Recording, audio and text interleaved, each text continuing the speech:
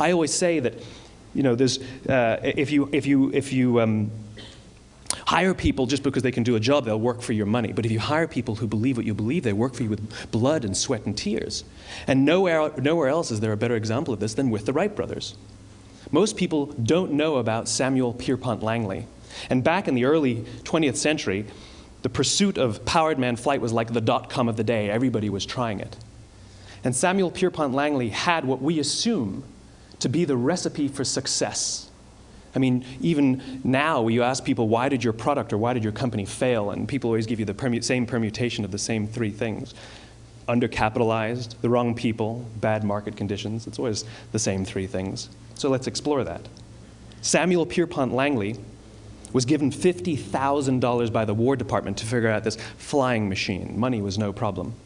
He held a seat at Harvard and worked at the Smithsonian and was extremely well connected. He knew all the big minds of the day. He hired the best minds money could find, and the market conditions were fantastic. The New York Times followed him around everywhere, and everyone was rooting for Langley. And how come we've never heard of Samuel Pierpont Langley? A few hundred miles away in Dayton, Ohio, Orville and Wilbur Wright. They had none of what we consider to be the recipe for success. They had no money. They paid for their dream with the proceeds from their bicycle shop. Not a single person on the Wright brothers' team had a college education, not even Orville or Wilbur. And the New York Times followed them around nowhere.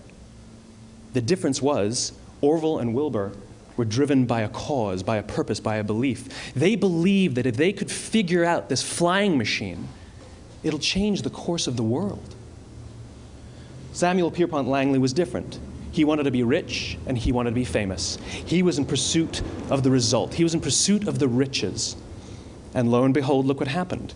The people who believed in the Wright brothers' dream worked with them with blood and sweat and tears. The others just worked for the paycheck. And they tell stories of how every time the Wright brothers went out, they would have to take 5 sets of parts because that's how many times they would crash before they came in for supper. And eventually, on December 17th, 1903, the Wright brothers took flight. And no one was there to even experience it. We found out about it a few days later. And further proof that Langley was motivated by the wrong thing, the day the Wright brothers took flight, he quit.